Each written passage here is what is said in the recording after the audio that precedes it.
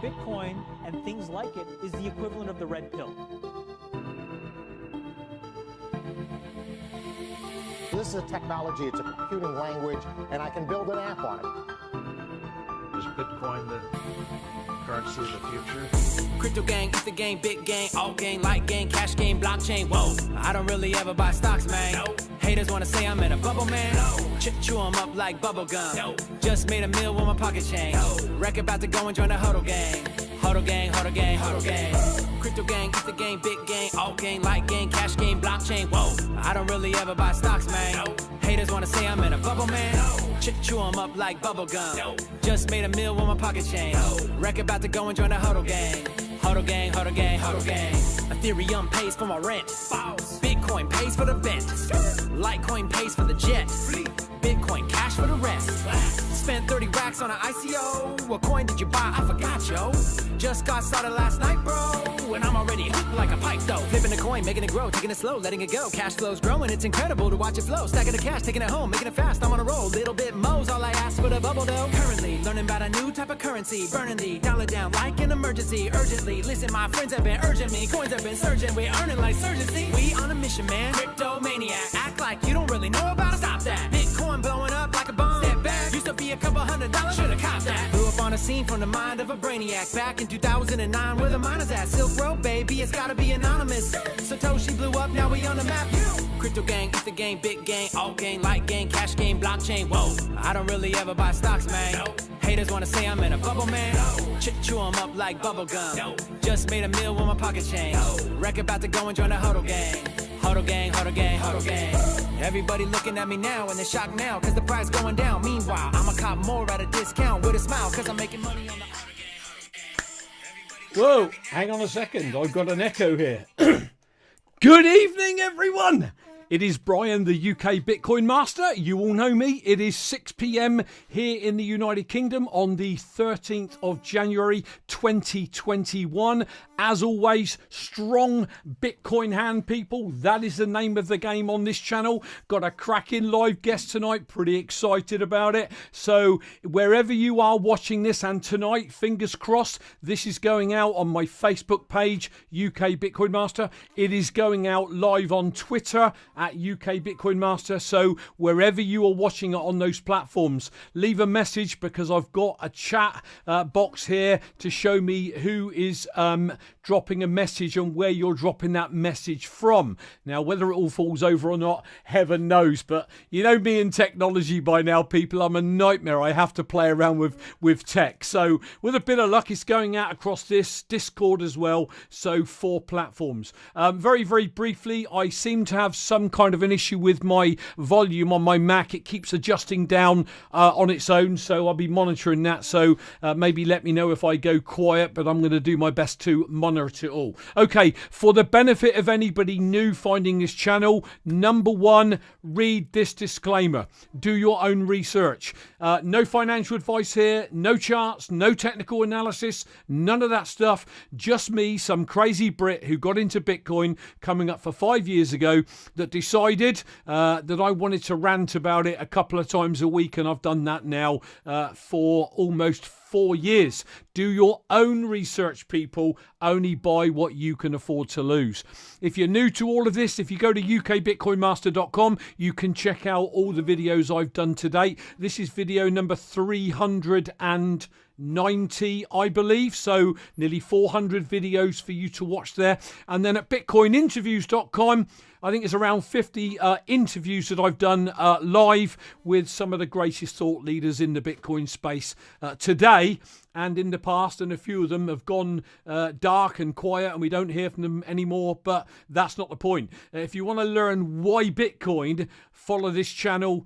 And I would say particularly follow the guests that we've got coming up pretty soon. And before I get into my live guest, I want to quickly shoot to the desktop. I want to quickly shout out to my friend down in Australia, Bitcoin to the Moon. He is selling his digital asset portfolio that comprises of domain names, btctothemoon.com, bitcointothemoon.com. You can see the text I've highlighted at the bottom. Why is this important? Because Bitcoin to the Moon is the common cry and dream of Bitcoiners throughout the world. So if a whale could get hold of this asset portfolio for just under 11 Bitcoin. Maybe they got 100 or 1,000 Bitcoin and they'd like to get Bitcoin to the moon.com. Maybe you should be telling them about it. Very, very quickly at this end of the show, a quick shill for this amazing book written by a British Bitcoiner, Matthew Underhill. He's regularly in my chat. It is a great book for beginners. It's great to give away as a gift or to loan to a family member to have a read.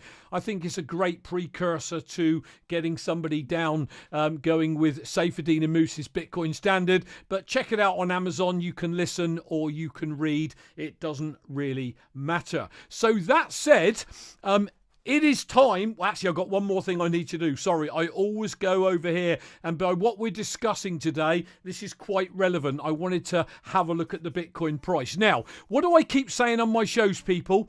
That is, don't panic. Don't look at the charts all the time. Don't keep checking every day. Bitcoin will do what it's going to do, and you or I won't influence it. If you are watching this daily, look at this crazy chart over here. Look. In a couple of hours, we dropped down $400, $500, $600, whatever it was. You know, if you're watching that and you're new to Bitcoin, you're thinking, oh my Lord, what on earth is going on here? I always say zoom out. And when you zoom out, this is 5 years, this is since Bitcoin came into existence, you will see that we've had a couple of great big pumps and dumps here, if I can use that terminology within Bitcoin. But basically, whales playing around with the market. We had the hash wars and the price dropped down. We had to wait for that to all get itself sorted out. So the point is, stop looking at this day-to-day chart, because I'm telling you, it will totally freak you out. Before we leave this chart, you can see over here, you're currently getting 2,332 Satoshis for $1 US. We've got a market cap currently of $811.74 billion. So we're just under that $1 trillion market cap again. So that is that. I wanted to get all that out of the way. What I actually want to do now is bring in my guest, who I'm massively excited to talk to. If you're a regular on my show, you know that I've spoken to him before. Actually, Adam, forgive me, please. I always like to give a shout out to the people in my chat.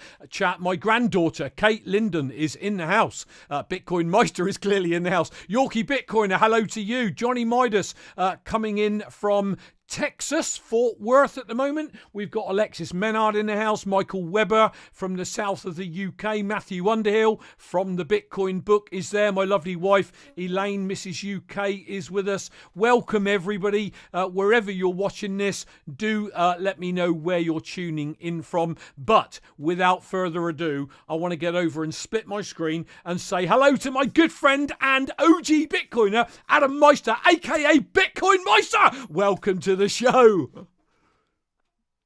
Hey, thanks for having me on, Brian. Pound that freaking like button, people. It's good to have you on. I don't know how many times this is now, maybe 3 or 4. I think we've had a couple, and then you jumped on several months back in an emergency when one of my guests flaked on me, and you're always good for that. But I wanted to talk to you today, really. I've got no agenda. I just want to talk. Let's have a conversation around, what happened through 2021. All the people that were expecting the crazy high numbers. Nobody could, sort of account for the hash war, or the China banning, I should say, not the hash war, the China banning, and everything that's gone on. So let's just chew the fat a little bit on 2021 and how you saw it all play out. I will say before I get into you taking the floor, the one thing that I learned from you, and I tell people this all the time, I followed your every single show many times as live as possible since I first came across you in May 2017, and literally it is you that taught me about the strong hand, the halvings, buying over crying, delayed gratification, strong hand. It is you. I have you to, well, actually, no, I don't just have you. I have me to thank for being open-minded enough to go out there and find the right people to follow, not listen to the noise. And because of that, it doesn't matter what happens within Bitcoin, Adam, I'm pretty chilled out about it. I think somebody said on your show, I'm zened. I can't remember who it was. It might have been John Vallis. So let's talk about 2021 from your perspective then. Just the floor is yours for my guests. Well, thanks for having me on again. And yes, personal responsibility is the new counterculture. It was you. It was you who made you. Sure, you listened to my show here and there and everything, but you had the personal responsibility. You bought the freaking Bitcoin. I didn't make. You made your hand strong. Okay, so I love the intro that you gave me there, because in the end of the day, it does come down to you. You could talk the talk, or you could walk the walk. And baby, you've been walking the freaking walk. Now, of course, people do need inspiration and everything, and I'm proud that I've been inspiration to you and other people, and you've been an inspiration to many others also. So let's jump in to 2021. First of all, I was very satisfied with 2021. I knew we would get to the all-time high, closer to all-time high. Bitcoin always returns to its all-time high. So it got up to 69,000 or close to it. It didn't get to 100,000. Oh well. So some people were disappointed. Some people at this very moment are sad because Bitcoin is $42,000. They don't put it in perspective like your chart put it in perspective. A year ago, Bitcoin was just hitting 42,000 for the first time, okay? So we're at 42,000 again, okay? It's a lot better than 2 years ago when it was like 9,000, for God's sake. So it's all about long-term thinking. I was very satisfied with the year. I thought there was a possibility we would have gotten into the 6-digit realm. Perhaps the bull market is not over yet. Perhaps it is. You just have to live with it, okay? You have to realize that in four years from now, 210,000 blocks from now, it's going to be worth more. So, I mean, that's your 4-year savings account right there. I had a blast in this year seeing Bitcoiners in person at the Miami event. Was a big again. I see the song remains the same, as Led Zeppelin would say. People still panic, when it drops from 60,000 to it back into the 50s or the 40s. I mean, these are tremendous numbers we're talking about here. Tremendous when you put it in perspective. When you think back to even 2019, these were dream numbers. I mean, Bitcoin did not hit 30,000 until, what was it? I mean, basically the end of 2020. So we've only been above the 30,000 realm for a year. So I over again, people become excited, but then they become disappointed very easily. Yeah. Long-term thinking people. So I was pleased with 2021 in terms of price, in terms of seeing people, in terms of the innovation, and I mean, we could talk a lot about social media, and there were a lot of people. I guess there were a lot of people angry on social media. I think that's a waste of people's time. This is people are building or making pie after pie after pie. It's not a zero-sum game. No, compete, don't complain. No one's taking away from you. You do well. And some people are never going to learn. Some people are going to they're always going to have to look on the darker side of things. But for me, it was a very positive year. And I'm looking forward to 2022. Yeah, and for me, it was a positive year as well because, okay, so, obviously you got in a couple of years for me, good couple of years before me. But, when I was buying Bitcoin at $2,050 a coin and scooping up as many as I could get my fiat hands on, that puts me in a position where how far has Bitcoin got to drop before I'm out of pocket? But then, and I'm talking to all of the people that are on my show, whether you are Bitcoin OGs or people that have got that strong hand, those that are just finding it. I've got 3 generations on here. My daughter comes on, my granddaughter is in the chat. She's got Bitcoin in a wallet. And I think it's understanding that whenever you get in, if you zoom out and you give it this 4-year cycle, this 4-year cycle or 4 or 5 years, you are always going to be quids in, as I say. And I always use Pub Lord Pubby, Guy Bennett, as a benchmark when I'm talking about what happens if you buy the top and then you ride it to the bottom, and if you sell, you're out of pocket. But if you hold through the bear and then you come out the other side with the halving and then the bull run again, you always end up having more money than, or Bitcoin being worth more than when you first purchased it. But here's the problem. People just have got this crazy time frame. You want a low time preference, and most people have got a high time preference. So they make some money on Bitcoin. It's like, I'm going to sell it and I'm going to buy X. And, you know, I was watching a podcast yesterday and they were saying, you know, we say buy and hold, but one of the hardest things for people to do is nothing. And one of the things you drummed into me when you were talking to your audience that I was part of was do nothing. Buy, hold, wait. Just buy, hold, wait. Don't feel you got to do something with your Bitcoin. Talk to my viewers around that, because I followed every show of yours, but many of my viewers may not have. Do nothing with your Bitcoin. Once you own it, because people think I've lost so much down in value. No, you haven't. You still have the same amount of Bitcoin, dude. That's the way you should be thinking. Value your wealth in Bitcoin. That means get as much Bitcoin as possible. Don't worry about its dollar value. I mean, you've got trolls, you've got all sorts of people, haters of Bitcoin, that say you have lost so much money from when it dropped from 69 to 42. No, I haven't. That's on paper. That's in your head. I have more Bitcoin than I did before. Yep. That's, if you're going to do something, get more Bitcoin. Convert that. These are buying opportunities. I mean, people of all the days, I know I bring this up all the time, but I got to bring it up again. March the 12th and 13th of 2020, and not even 2 years ago now, when the whole world was panicking, everybody was saying, look, if you had one Bitcoin, it was just $10,000. Now it's $4,000. You lost $6,000.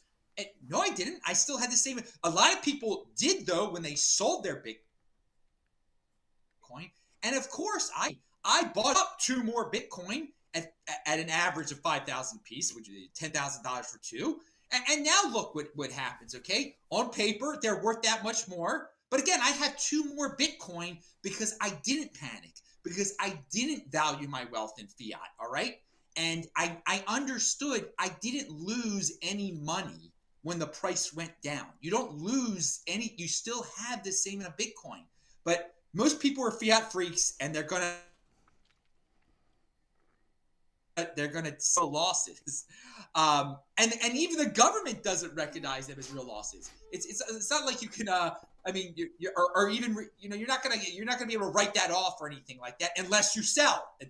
So don't sell. Okay, it's all in your head. It's all paper until you sell. All right, and then you're in a whole world of hurt and regret. So yes, don't look big picture, and just do not. Again, you're going to be tempted. There's so many third parties out, and it's great that there are all these Bitcoin businesses out there now, because there are all sorts of people that want to do different things with their Bitcoin. Okay, I can't stop everyone from doing something with their Bitcoin. They want to, loan out their Bitcoin, get interest on their Bitcoin, trade their Bitcoin. Okay, let people make businesses. This is a free world. You can choose to do that stuff. But man, there's risk involved. The second you give away your Bitcoin, loan away your Bitcoin to a third party, you might not get it back. And you can say that it's insured. You can say it's this, that, and the other. But the bottom line is, when you got it on your Trezor, you're not losing it, okay? That for sure. And something that Caitlin Long was talking about is that, there's so many people that do leave their Bitcoin at third parties, that we're giving these, well, not we, but the people who do it are giving these third parties the ability to make paper Bitcoin, which is fake Bitcoin. They can say, they've got these loyal sheep on their sites, just giving them their Bitcoin. They can lie and say, how much Bitcoin they really have, and sell this fake Bitcoin, because they know that all these CUCKs are never going to demand the underlying asset back, okay? because they're slowly being paid off this Bitcoin interest or this fiat interest. So the community has created a situation, the ability for these third parties to create this paper Bitcoin. And the only way it gets called out is once, or maybe twice, when some of these these organizations fail. And they only fail when there's a proof of keys movement, which, on January 3rd, everyone's supposed to remove their Bitcoin from third parties, but hardly anyone does it.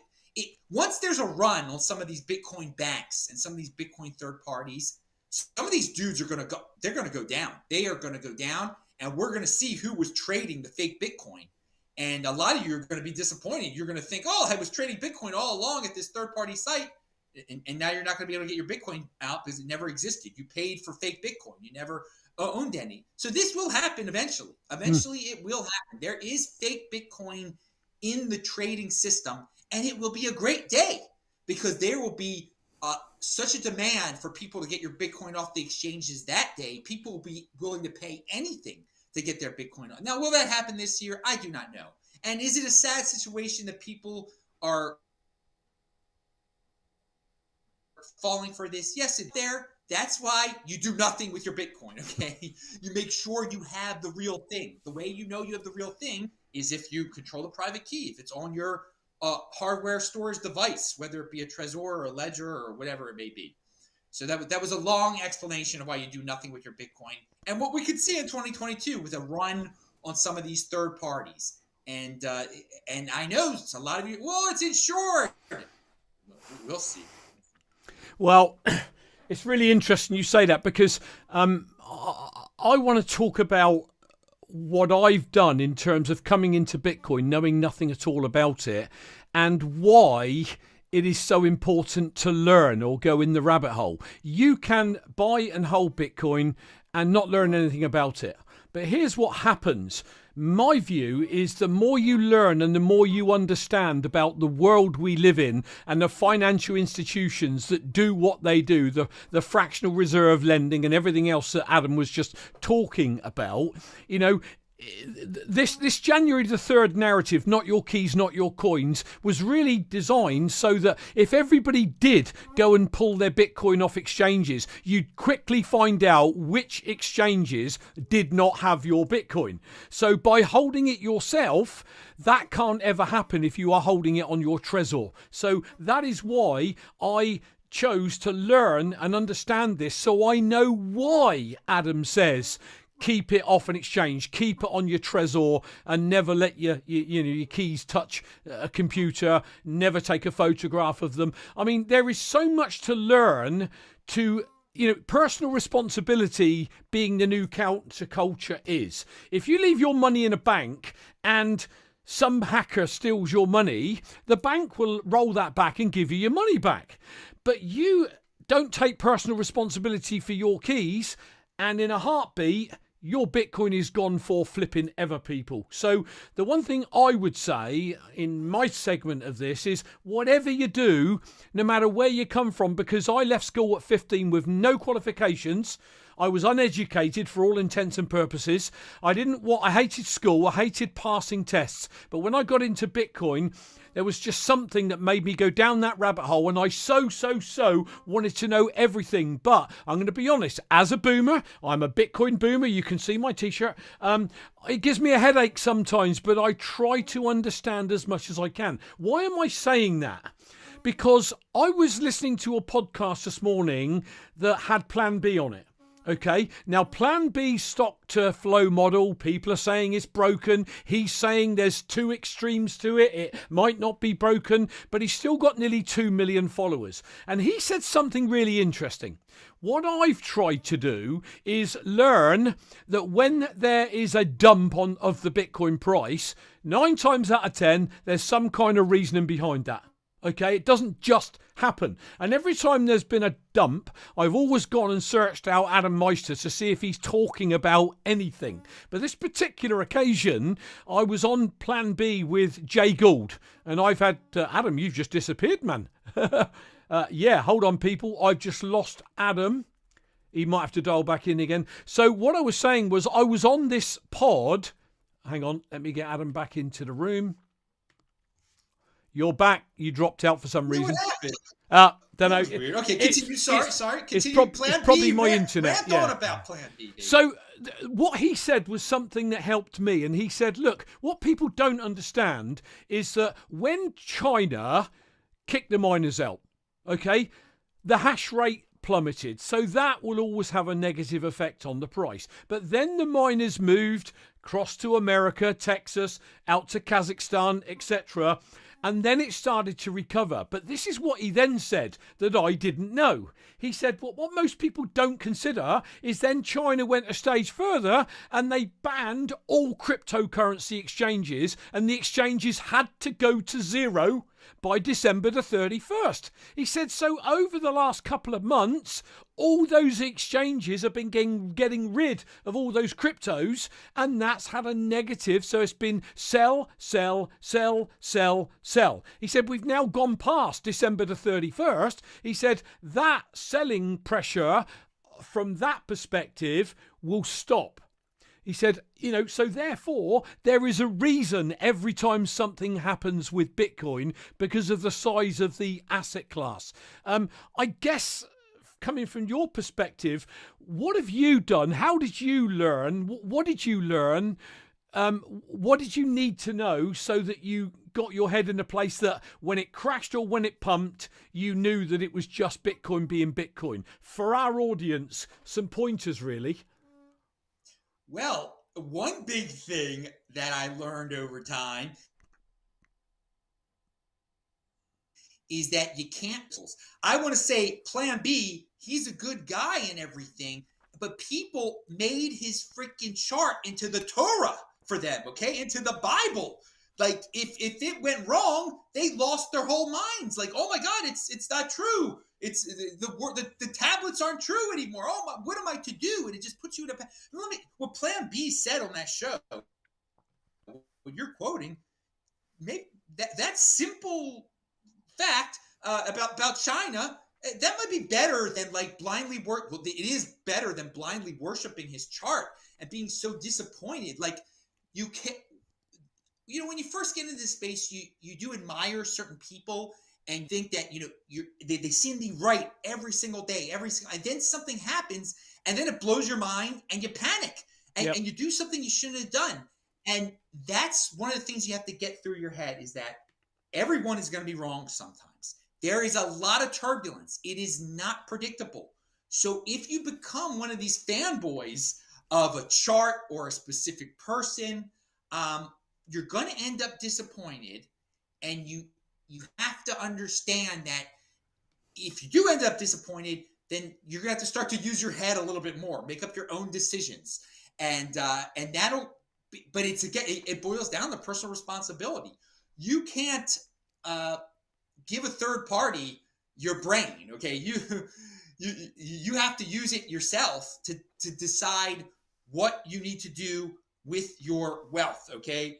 And if you need someone else to tell you to have a strong hand and you can't come up with that on your own, you're going to be prone to making mistakes. So I think that was a big thing, that I came up with my own thesis based on, what I learned from other people. But, over time, when some people disappointed me, I didn't let that change what my thesis was. I didn't let that change my plan. And there were inspirations along the way that, but I'm not going to, now that I got it, doesn't mean, it means that I'm going to keep on thinking. I'm not going to outsource I'm not going to outsource my plans to this person.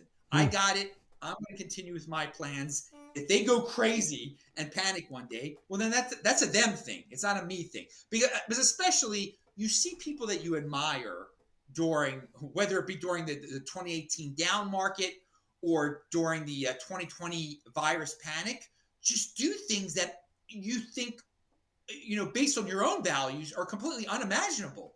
So you stick with your values and you don't go down their mistake rabbit hole with them, okay? You stick with your plan. So that's my big advice for being a strong hand. Don't outsource your decisions to other people, even people that you admire, because if you're in this long enough, there are going to be some people that really let you down. There really are. And I'm sure we don't need to name names or anything like that. But you even alluded to it, Brian. There's some guys you've had on your show that have completely disappeared. I mean, this is one of the amazing things. In 2017, I'm hanging with dudes, online hanging with dudes. I think these guys are in it for the long run.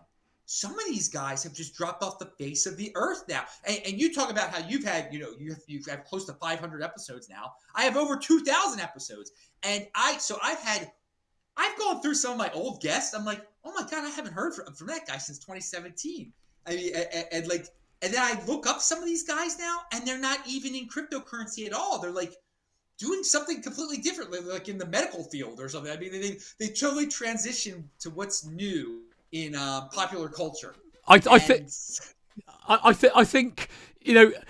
I tweeted something the other day when the price was tanking again, and I think it's something like, those of you that, say you're hardened Bitcoiners, how many people are freaking right now, and how many people have got that strong hand? And for me, I'll say it again, people say to me, even family, oh, but you're lucky you got in when the price was whatever it was, 2K, 5K, whatever it was.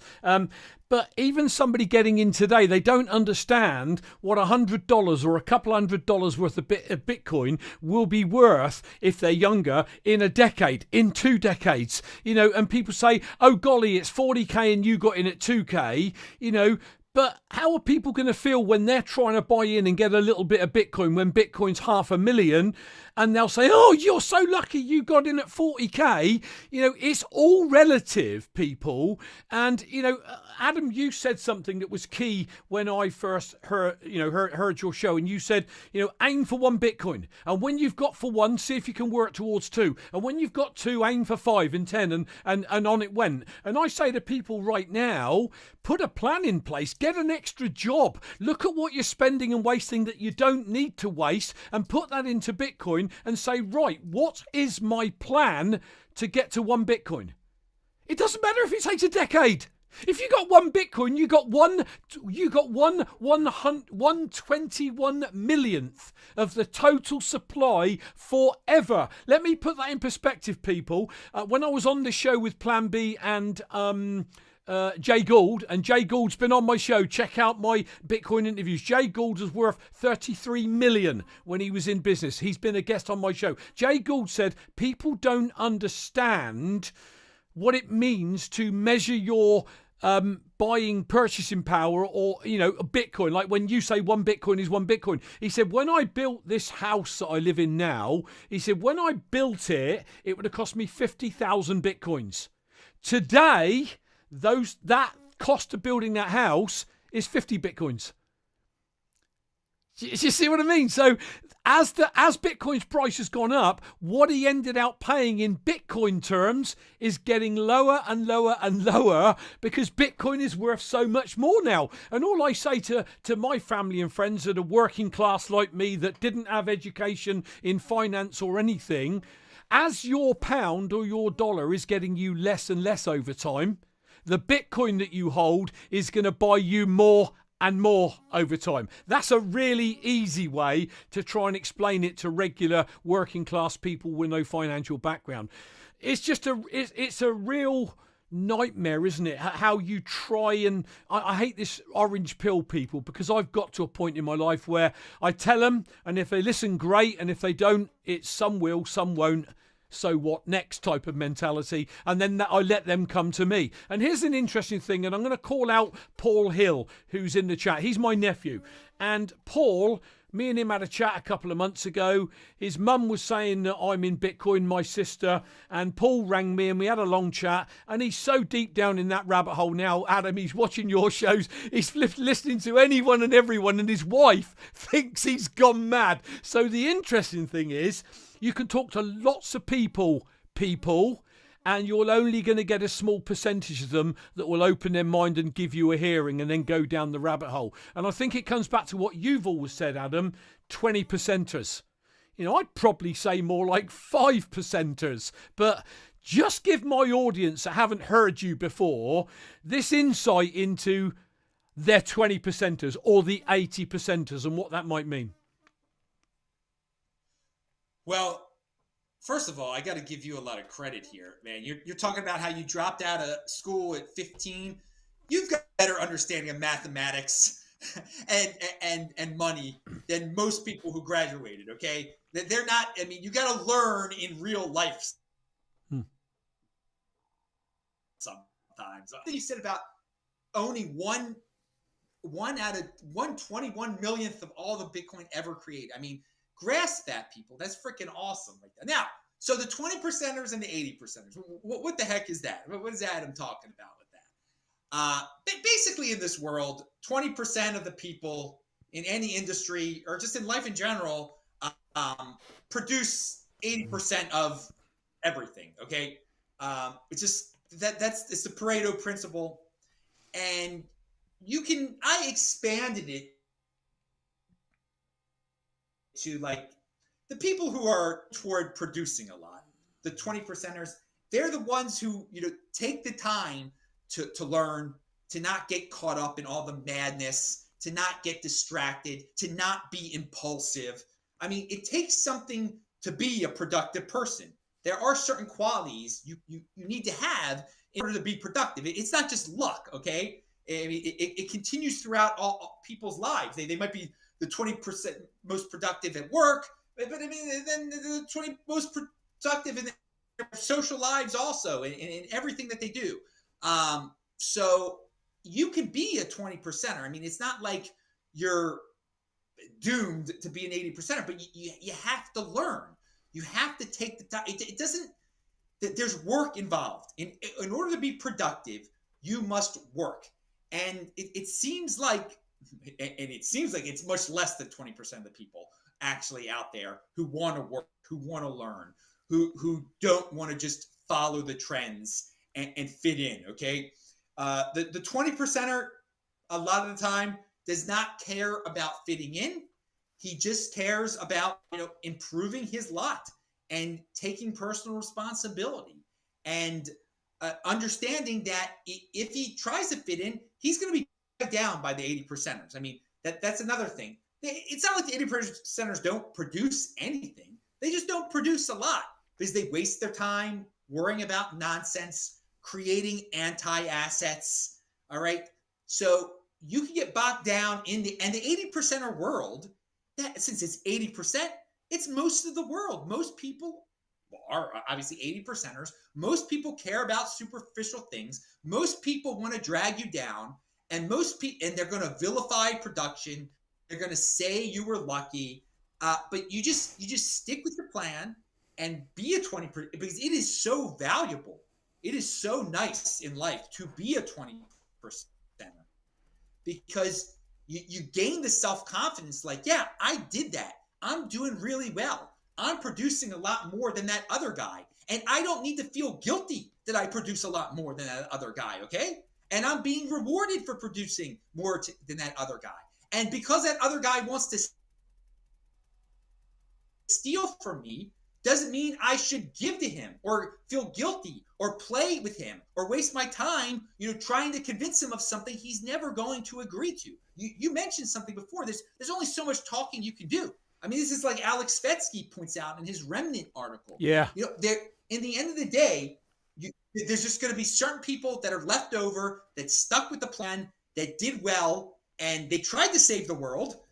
Okay, but there's only so much time you can do, dedicating to saving the world. You got to save yourself. You got to put yourself in the position when, if things go real bad, you'll be fine. And if that schmo didn't listen to you, well, it's on him. It's on him. He's an 80 percenter. He was enjoying the rims on his car, or living in debt, or doing whatever he was doing, refusing to listen to you. But I do all you guys who want to do good deeds and save the world. There comes a certain point when you got to take care of yourself, because if you're reaching out to these 80 percenters nonstop, a lot of them just want to waste your time and run you in circles. This is sociopaths. I'm not saying all of them, but there's a certain be careful out there, people. Okay, take care of yourself, and if it gives you great joy in saving the world, if that's a value of yours, okay, I guess do it. But most of the time, you're not going to save these people, and they're only going to learn the hard way. And even when they learn the hard way, they're going to hate you. Well, I find it really interesting that, you know, everyone tries to convince everyone, but the actual reality is, you know, whether we like it or not, and whatever your beliefs are, the masses got drowned because they thought Noah was a fruitcake with the ark, if I can just use that analogy. And I just believe Bitcoin is our modern day arc, you know, to get out of this fiat system that I did not understand any of this 4.5 years ago. I did not, when I kept hearing this word fiat, I thought, are they talking about some Italian car? I did not know what fiat even was. And now I do understand why, because I took the time to go down the Bitcoin rabbit hole and learn what I could at my own pace. And that means looking at the time that we can all waste. And do I sometimes chill out with my good lady and watch something on the TV, a documentary or something? Yes, I do. But a lot of my time I will put into going on podcasts, and this morning's podcast that I watched for 1:50 with Plan B and Jay Gould, a lot of it hurt my head. A lot of it just went straight over the top of my head. But there was about a 10 or 15 minute block. I was telling my nephew, Paul Hill, in the chat about it. That 10 or 15 minutes was a massive impact for me in terms of what happens. Why does the price sometimes go down? There's reasons for it, and I've covered that, so I won't go into it. I do want to put something up on the screen, because I've been popping a few things up on the screen, and I wanted to wait and talk about this one. This one's from Yorkie Bitcoiner. People, you want to read this when I put it up. It's coming across your screen now, and you'll only get 10 seconds to read it. I have dabbled with loaning my Bitcoin. It is nerve-wracking. All back on a Trezor now. It's just not worth the risk. Not your keys is so important for people to understand. There's an example of a Bitcoiner that is a true hardened UK Bitcoiner that has done this, and he's just said publicly on this channel that is really scary stuff, because ultimately, and I said this to my nephew the other day, when you are securing your Bitcoin, let's say you got $100 of it, you need to secure that like that is worth $100,000, because what you're losing today because of recklessness is the value of that Bitcoin in 5, 10, 20 years from now. That's what you're really losing. And most people don't really grasp that, if that makes sense. So where are we going with all this, Adam? Where do you see 2022 going? I'm not into price predictions. I can't stand price predictions. Obviously, on the horizon, we've got what's going on in El Salvador that's starting to play out. I know there's some issues behind the scenes, but, you know, there's this Bitcoin bond that's going on down there. I've seen also some shows that are talking about, you know, there could be some kind of another black swan event to do with the internet and a virus, and they may have to close the internet or get people's IDs online. Do you see anything like that might play out this year? I mean, we haven't got a magic wand, none of us, but 2022, what do you think it's got in store for us? That's a big one. Well, first of all, I've got two comments on stuff that you mentioned before. What you did, you know, you played your there's a podcast at 2x, no doubt about that too. And you gained some nuggets of information. Yeah, there's going to be a lot of times when you do listen to something for an hour and maybe like 40 minutes, you didn't get everything. But if you can extract nuggets from there and like write them down, it can be really incredible and life-changing. You know, some of these guys are really smart. But if you can use your own brain to put, you know, A, B, and C together, and you don't know what D, F, and G are, then fine. You use your head to integrate everything. That's pretty freaking awesome right there. So I like that nugget thing, and I also like what you said about, you know, with your Bitcoin, it's worth you secure your Bitcoin, yeah, like it is worth $1 million. Think of it as $1 million. It's not worth 41,000. Think of it as so how would you secure something that's $1 million? You would not loan it out to a third party. I think that's a really good technique right there to get that into your head, what you just said. So thank you for sharing that. That was awesome.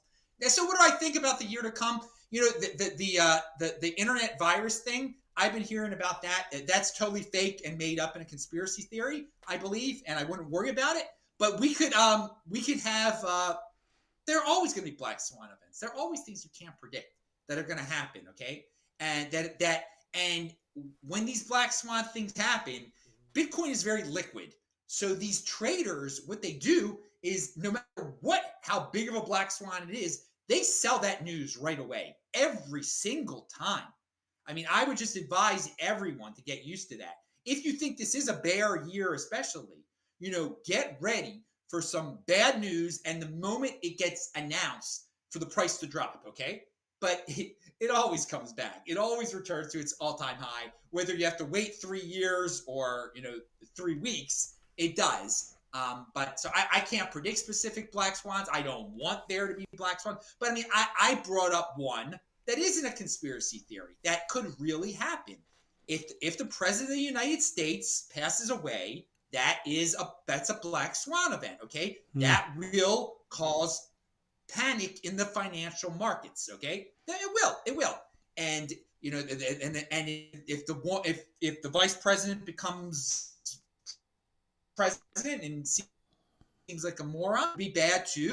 If the president of the United States passes away and the vice president does not become president, which is doesn't make sense to anyone because that's the line of succession, but that's a true black swan. If that happens, and I could see that happening, since nothing I guess shocks me anymore, that is also something that would make people panic.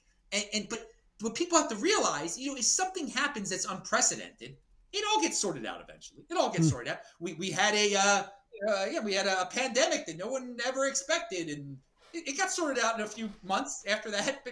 Bitcoin, I got to, from March the 13th to December the 13th, Bitcoin basically went to everybody thought the world was heading to a new all-time high almost. Yeah. So I can't. This could be a bear year. It could, if we follow the traditions of the last 2 cycles. This should be a bear market. It should be.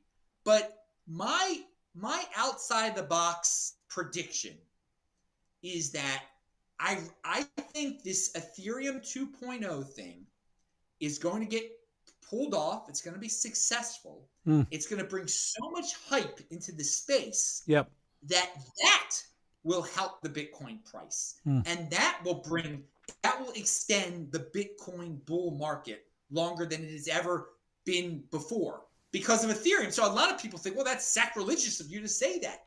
Hey, man, I don't care what brings up the Bitcoin price, okay? It doesn't offend me that there are people out there that like Ethereum and that all these rich dudes rich entities might be really happy once Ethereum is proof of stake, okay? And all of a sudden buy a bunch of Ethereum and bring a lot of money into the cryptocurrency space, and that helps Bitcoin also. And if Ethereum all of a sudden is worth 12% of a Bitcoin, should I be sad about that? If Bitcoin is worth $100,000 at that point? No, I should not. I should be quite pleased in that. So I really think that outside other cryptocurrencies, Ethereum, could help the Bitcoin price. Yeah, I do. This is something that would be a lot different than what we're used to.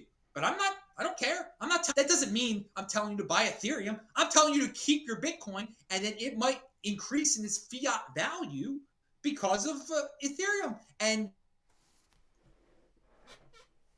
you wanted to hear. I'm just giving you a different type of prediction you may not hear anywhere else, because a lot of people are stuck in a certain mindset where they have to say, well, I think Argentina is going to adopt Bitcoin. Thus, that will help the price of Bitcoin. Oh, he's just dropped out again. We'll see if we can get him back. Hopefully you're enjoying the show, people. I'm certainly pumped by talking to Adam. Let me bring him back in again. Yeah, you dropped out. Yeah, we got you back. We're okay. We're okay. Yeah, I have no idea what that is, but let's. I would hazard a guess that it is my internet, not yours. I think it's mine. I think a lot of people are going to use. All right. We're back, right? But you mentioned El Salvador beforehand too.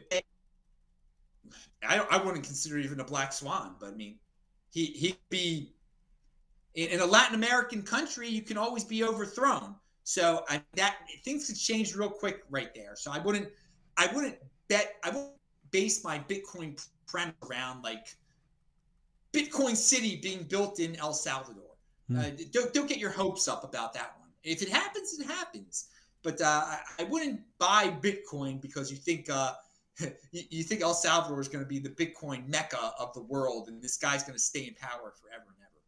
Yeah, we just don't know how any of this is going to play out. I think from my own perspective, if you've got a good, broad understanding of what is taking place and where it's taking place and why it's taking place, it can help you with what might go on with that day-to-day fluctuation of the Bitcoin price. And I would say to anybody on the show that are brand new to all of this or haven't been in it too long, just get a basic understanding, people, of what proof of work is, what proof of stake is, what they mean. When you're talking about Bitcoin is truly decentralized, you cannot have a proof of stake coin that is decentralized. You can't. And a proof of stake means you can have somebody in control, and the more stake they've got in that particular protocol, the more say they're going to have over what happens with that protocol. I don't want to be, even if Ethereum pumps past Bitcoin, even if it did, okay, for me, I am a Bitcoin guy. I am happy to hold my Bitcoin. I've done enough research to know about the scarcity aspect and the developers and everything that gives Bitcoin its uniqueness. I do believe, and I don't say this on my show just to rant, I say it because I mean it in here, and that is, I believe that Bitcoin is the one chance humanity have got of building hard sound money for the future. He's just dropped out again, so we're obviously having some issues, but hopefully you can still hear me. Let's see if I can get Adam back into the call. But I believe it's the one shot that we've got of hard sound money for the future. I don't know whether you got that, Adam, but so you're going to hear all these stories, people, about Ethereum's going quicker than Bitcoin, Ethereum's going to be bigger. I don't care. It can be, but I don't care. I am happy with what we're holding with Bitcoin. I am dollar cost averaging more each payday, and I will do that to the end of my time on this earth. And I will ensure that my descendants, our descendants, will be able to access what we leave behind. All I hope, for me being a boomer, is that there is enough time for Elaine and I to go and see the world, to come and hug Meister in person in America or where that might be, and some of the other Bitcoiners go out to the Miami conference. We've got to let this crazy, I don't want to talk about it on the show, but this sickness issue and people wanting to mandate something that hurts the arm, and that's all I'm going to say. It's total madness, all of it. I don't want to get into that right now, but hopefully this is going to dissipate and people are going to see it for what it is. I think they already are. And then I want Bitcoin to give my wife and I a great end of life decade or two, whatever we've got. But I'm doing this for generations to come. So I'm holding my Bitcoin. It doesn't matter what it does. If it tanks, I'll go and sell everything except my lovely wife. I can't sell my mother-in-law. I could sell my mother-in-law. I don't really care what happens. I'm a Bitcoin only guy. And for those that come to this channel and don't want to hear that, go off and find somebody else's channel that wants to talk about crap coins. That's what I would say. So look, we've lost the signal 2 or 3 times. We're heading towards the hour mark, Adam. It is great that you've come on again. I love chewing the fat of Bitcoin with you. Talk to the noobs that are in the room or going to be in the room in the future. Give them some sound advice, a bit like you've given me, but you tell them through your words instead of me telling them after listening to your podcasts. Well, I would just say have a strong hand, people. Don't get distracted. Go out into the real world. Don't sit at your computer all day, because that's a good way of becoming insane with the price. Follow me on Twitter at TechBalt, TechBalt. If you need some reassurance on that strong hand, I put out some unique beast information out there, Bitcoin insider information. Guys, be careful with the mainstream media and reading their articles. Don't believe what the mainstream media has to say about Bitcoin and cryptocurrency. Really take it with a grain of salt. A lot of them are just trying to get clickbait type of articles out there. That's most of what you find out there today. So be careful with the clickbait. Yep. Always try to get a second source of information if something seems too good to be true or just doesn't make sense at all. But enjoy think long term. Try to have some goals in life, long-term goals, and what you're going to do with it eventually. And just keep on learning out there. It's really a golden age. It's an exciting time. If you're a young person, get a job in the Bitcoin space, in the cryptocurrency space. There's so much opportunity out there. You don't need a college degree. You just need to understand the basics. You know how to. I'll leave you with this note. If you know how to send a Bitcoin, you are more technologically advanced than 98% of the people on Earth. I don't know. It's incredible. It's incredible. If you really know how to send and store, way ahead of the curve, and you are ready for this golden age of the 2020s. So that's my positive advice of the day. And I actually don't think people realise just how early they are. Even if they're finding Bitcoin this very day, how early we are in all of this. I mean, you could say, couldn't you, that probably 100% of people around the world have heard the name Bitcoin, but don't understand it. And probably 1 or 2% have probably gone down the rabbit hole a bit and got some. But most people, you're right. I mean, we've even got family members of ours that, are playing around in the poop coins, and they're in and out, they're trading in and out. They don't understand the taxable events and the absolute nightmares that are going to face them as they clamp down on all of this, and they want to know all your trades, what the spot price you bought it at, what you sold it at, what was your profit, what was your gain. It's like, I can't even begin to get into that. So for me, that is why I just love, and I always say, if you're going to trade this thing, you're going to have to sit up all night. You're going to have to, take Red Bull or something to keep you awake. Don't do it, people. Awful stuff, right? The point is, if you buy and you hold and you don't keep looking at the charts all day, you can get on with life, do what you need to do, bring your family up, go to work, tend your gardens, go on vacation, and just really enjoy your life. And that is what we do. Sometimes Elaine might shout through to me and say, "I'll see the price has dropped a little bit," and I go,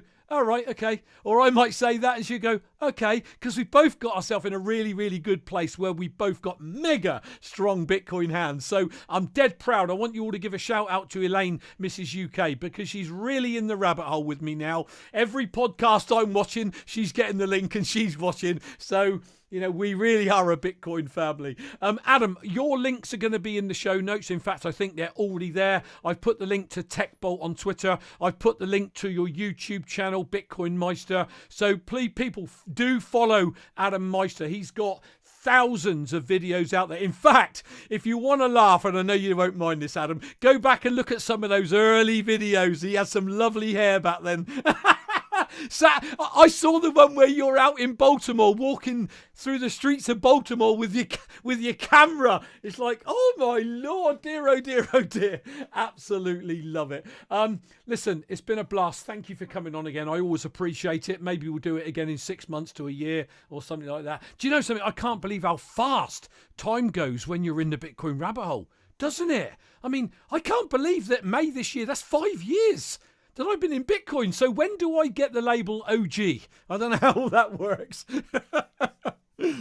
You have it. You're an OG definitely now. Well, yeah. I've done an epoch. I've been through a cycle. People, one thing I will say, and I'll let you go, Adam, go through a cycle. Understand what, and the cycles could change, but understand what a halving is. Understand how after that there's a supply squeeze and then there's normally a pump the year after. Understand that then you can go into a bear market for maybe a couple of years. If we go into a bear market this year, hey, bothered? Not at all. Not at all. It just allows you to stack more Bitcoin on sale. So understand this, people, and when you understand that, you won't go far wrong. Very quickly, Count Bitcoin, hello to you. Will Hobdy's in the house. A couple of others I saw I wanted to give a shout out to, and they're gone. Vinny Rondo is in the house. Vinny, hi to you. Right, I'm going to go, Adam. Thank you for your time, man. I will be on your next show whenever that is. Strong Bitcoin hand. Follow this dude on Twitter and on YouTube. I'm going to end the stream here. Oh, before I do, bear with me for a minute. I'm just going to go over to my desktop a minute because I love quotes. I always must finish with a quote. Sadly, this one is from Mr. Warren Buffett. But what we learn from history is that people don't learn from history. Isn't that a good one, Adam? People do not learn from history. Exactly. Learn. Hey, by the way, in 24 hours, I will have This Week in Bitcoin on. It'll be at 2 p.m. Friday, East Coast time. Tomorrow. East Coast, 7 p.m. UK, people. 7 p.m. UK. Okay, right. So I'm going to get myself out of here. I'm going to go back to my desktop and finish this one off, if I may. People, if you like the content and you do want to drop any type of tip, there's a couple of Lightning addresses. Yeah, I don't run this show for tips, but there are people who have said, well, how can I tip you? If you've got a wallet of Satoshi or a Moon wallet or something of that nature, drop a few sats. It's always appreciated, but it is not required. So that is it. I'm out of here, people. Adam Meister, the Bitcoin Meister. Thanks for joining me, dude. I'll catch you all on Monday with my regular show, 6 p.m. London.